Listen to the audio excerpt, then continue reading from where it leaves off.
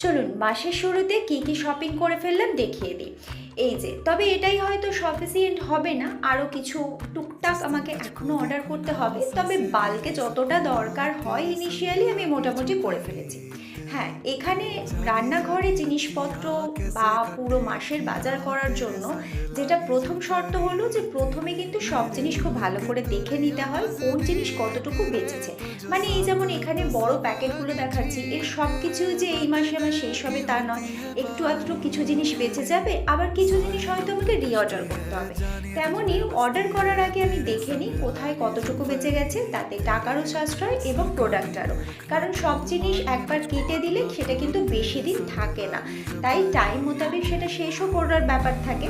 সেই জন্য খুব ভালো করে আগে দেখে নিই, তারপরে একটা লম্বা লিস্ট বানিয়ে ফেলি।